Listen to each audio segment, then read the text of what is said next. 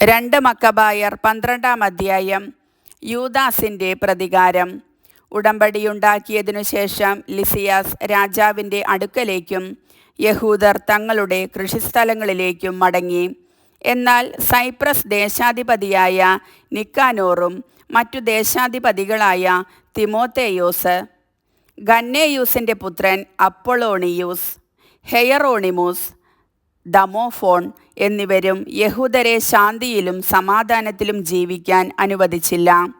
ജോപ്പായിൽ നിന്നുള്ള ചിലർ ഇങ്ങനെ ഒരു നീചകൃത്യം ചെയ്തു.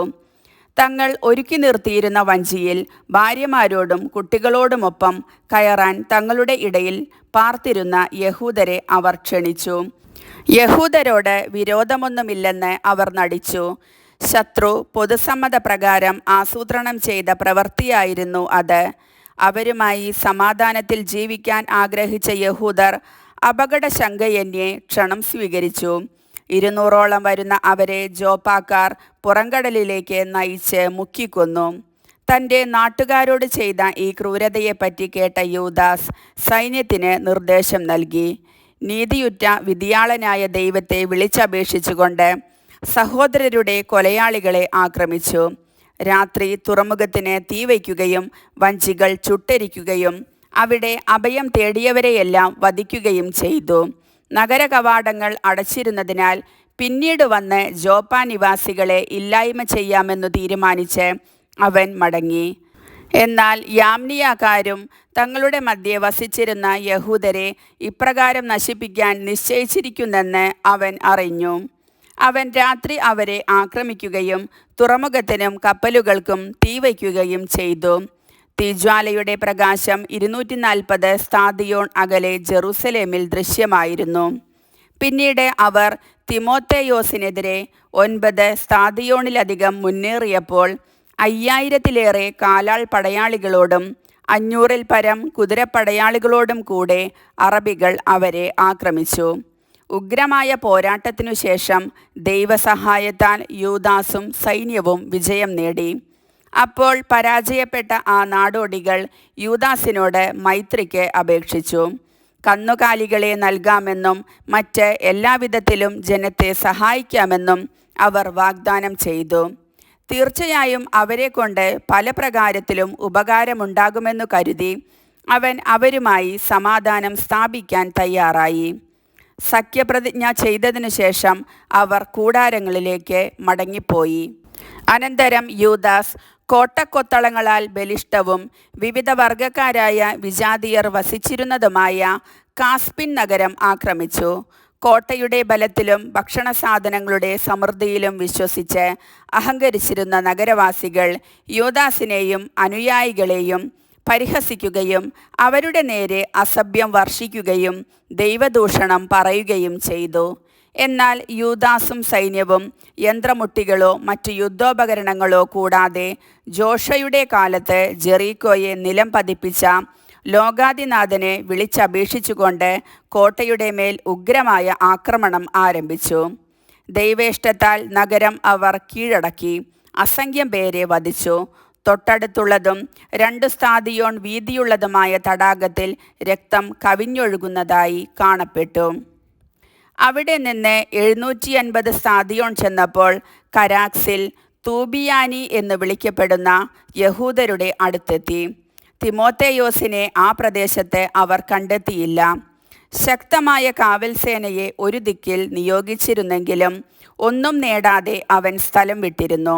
മക്കബേയൂസിൻ്റെ കീഴിലുണ്ടായിരുന്ന ദൊസിത്തേവൂസ്, സോസിപാത്തർ എന്നീ പടനായകന്മാർ സൈന്യത്തെ നയിച്ച് ശക്തിദുർഗങ്ങളിൽ തിമോത്തേയോസ് നിർത്തിയിരുന്ന 10,000-ൽ പരം പടയാളികളെ കൊന്നു. മക്കബേയൂസ് സൈന്യത്തെ പല ഗണങ്ങളായി വിഭജിച്ച് ഓരോന്നിനും നായകന്മാരെ നിയോഗിച്ചതിനു ശേഷം 1,20,000 കാലാൾ പടയാളികളും 2,500 കുതിര പടയാളികളുമൊത്ത് പലായനം ചെയ്ത് തിമോത്തേയോസിനെ അനുധാവനം ചെയ്തു. യൂദാസ് അടുത്തുവരുന്നു എന്ന് അറിഞ്ഞ തിമോത്തേയോസ് സ്ത്രീകളെയും കുട്ടികളെയും ഭണ്ഡാരങ്ങളോടൊപ്പം കർനായിം എന്ന സ്ഥലത്തേക്ക് അയച്ചു. എന്തെന്നാൽ ആ സ്ഥലം ഇടുങ്ങിയ മാർഗങ്ങളോട് കൂടിയതും ദുർഗമവും ആയതിനാൽ ആക്രമണ സാധ്യത കുറഞ്ഞതായിരുന്നു. യൂദാസിന്റെ സൈന്യത്തിൽ ആദ്യ ഗണത്തെ കണ്ടപ്പോൾ തന്നെ ശത്രുക്കൾ സർവദർശിയായവന്റെ ദർശനത്തിൽ ഭയവിഹ്വലരായി ഇടംവലം നോക്കാതെ ചിതറിപ്പായുകയും പലപ്പോഴും പരസ്പരം ഏറ്റുമുട്ടി സ്വന്തം വാളാൽ മുറിവേൽക്കുകയും ചെയ്തു. യൂദാസ് ആവേശപൂർവം പിന്തുടർന്ന് ആ പാപികളെ വാളിനിരയാക്കി. 30,000-ഓളം പേർ വധിക്കപ്പെട്ടു. ദൊസിത്തേവൂസിൻ്റെയും സോസിപാത്രൻ്റെയും സൈന്യത്തിൻ്റെ പിടിയിൽ തിമോത്തേയോസ് അകപ്പെട്ടു. എന്നാൽ അവൻ അവരിൽ പലരുടെയും മാതാപിതാക്കളും ചിലരുടെ സഹോദരരും തൻ്റെ അധീനതയിലുണ്ടെന്നും അവർക്ക് ഒരു പരിഗണനയും ലഭിക്കുകയില്ലെന്നും കൗശലപൂർവം വ്യാജം പറഞ്ഞ് തന്നെ സുരക്ഷിതനായി വിട്ടയക്കണമെന്നും അപേക്ഷിച്ചു.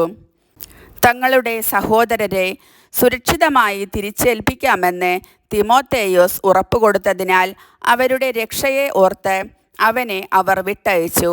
അനന്തരം യൂദാസ് കർനായിമിനും അദർഗാത്തീസ് ക്ഷേത്രത്തിനുമെതിരെ പട നയിച്ച് 25,000 പേരെ വധിച്ചു. ഇവരെ നശിപ്പിച്ചതിനു ശേഷം അവൻ വിവിധ വർഗക്കാരായ ആളുകളോട് കൂടെ ലിസിയാസ് പാർത്തിരുന്ന സുരക്ഷിത നഗരമായ എഫ്രോണിന് എതിരെ നീങ്ങി. കോട്ടയുടെ രക്ഷയ്ക്ക് നിലകൊണ്ടിരുന്ന ധീരരായ യുവാക്കൾ ശക്തമായി എതിർത്തു. അവിടെ യുദ്ധോപകരണങ്ങളും ചുഴറ്റുചക്രങ്ങളും ധാരാളമായി ശേഖരിച്ചു വച്ചിരുന്നു. എന്നാൽ യഹൂദർ ശത്രുബലം തകർക്കുന്ന സർവശക്തനെ വിളിച്ചപേക്ഷിച്ച് നഗരം കീഴടക്കി. അവിടെ ഉണ്ടായിരുന്നവരിൽ 25,000-ഓളം പേരെ വധിച്ചു. അനന്തരം അവിടെ നിന്ന് പുറപ്പെട്ട് അവർ ജെറുസലേമിന് 600 സ്താദിയോൺ അകലെയുള്ള സ്കിത്തോപോളിസിലേക്ക് തിടുക്കത്തിൽ പോയി.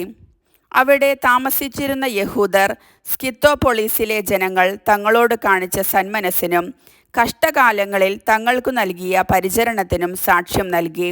അതിനാൽ അവർക്ക് നന്ദി പ്രകാശിപ്പിക്കുകയും ഭാവിയിലും തങ്ങളുടെ വംശത്തോട് സന്മനസ്സു കാണിക്കണമെന്ന് അഭ്യർത്ഥിക്കുകയും ചെയ്തതിനു ശേഷം ആഴ്ചകളുടെ തിരുനാൾ ആസന്നമായിരുന്നതിനാൽ ജെറൂസലേമിലേക്ക് അവർ മടങ്ങി. പന്തക്കുസ്ത തിരുനാൾ കഴിഞ്ഞ് അതിവേഗം അവർ ഇദുമിയായുടെ അധിപതിയായ ഗോർജിയാസിനെതിരെ നീങ്ങി. അവൻ 3000 കാലാൾ പടയാളികളോടും 400 കുതിരപ്പടയാളികളോടുമൊത്ത് അവർക്കെതിരെ വന്നു. ആ ഏറ്റുമുട്ടലിൽ ഏതാനും യഹൂദർ നിലം പതിച്ചു. അപ്പോൾ ബക്കനോറിൻ്റെ അനുയായിയും ബലിഷ്ഠനുമായ ദൊസിത്തേവൂസ് അശ്വാരൂഢനായി വന്ന് ഗോർജിയാസിനെ കടന്നുപിടിച്ചു. ആ ശപിക്കപ്പെട്ടവനെ ജീവനോടെ സൂക്ഷിക്കണമെന്ന് ആഗ്രഹിച്ച് അവൻ്റെ മേലങ്കിയിൽ പിടിച്ച് വലിച്ചിഴച്ചു. അപ്പോൾ ത്രാസിയാക്കാരനായ ഒരു കുതിരപ്പടയാളി ചാടി വീണ് ദൊസിത്തേവൂസിൻ്റെ കരം ഛേദിച്ചു കളഞ്ഞു. ഗോർജിയാസ് രക്ഷപ്പെട്ട് മരീസായിലെത്തി. എസ്ദ്രീസും കൂട്ടരും വളരെ നേരം പോരാടി. ക്ഷീണിച്ചപ്പോൾ കർത്താവാണ് തങ്ങളുടെ സഹായകനും യുദ്ധനായകനുമെന്ന് തെളിയിക്കാൻ യൂദാസ് അവിടത്തെ വിളിച്ചപേക്ഷിച്ചു. അനന്തരം അവൻ പിതാക്കന്മാരുടെ ഭാഷയിൽ കീർത്തനങ്ങൾ ആലപിച്ചു. പോർവിളി നടത്തിക്കൊണ്ട് അപ്രതീക്ഷിതമായ സമയത്ത് ഗോർജിയാസിൻ്റെ സേനയെ ആക്രമിച്ച് അവരെ തുരത്തി. മരിച്ചവർക്കു വേണ്ടി ബലി.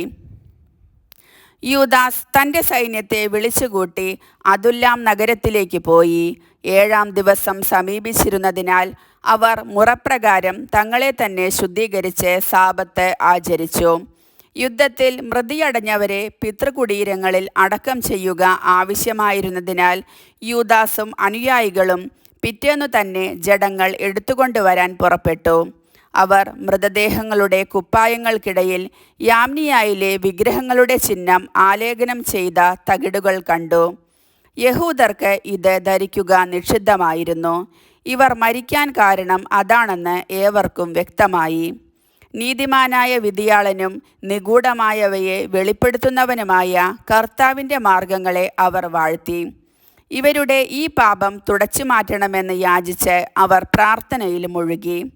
പാപം നിമിത്തം മരണത്തിന് ഇരയായവർക്ക് സംഭവിച്ചതെന്തെന്ന് ഒരിക്കൽ കണ്ട ജനത്തോട് പാപത്തിൽ നിന്ന് ഒഴിഞ്ഞു നിൽക്കാൻ വീരപുരുഷനായ യൂദാസ് ഉപദേശിച്ചു.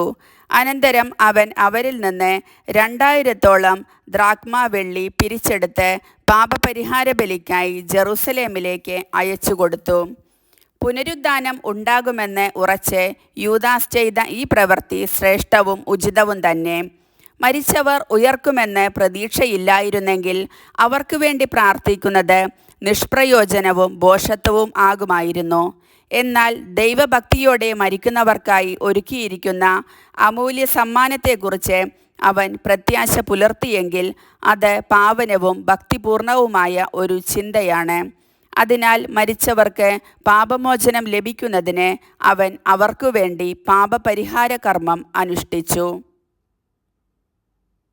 കർത്താവിൻ്റെ വചനം.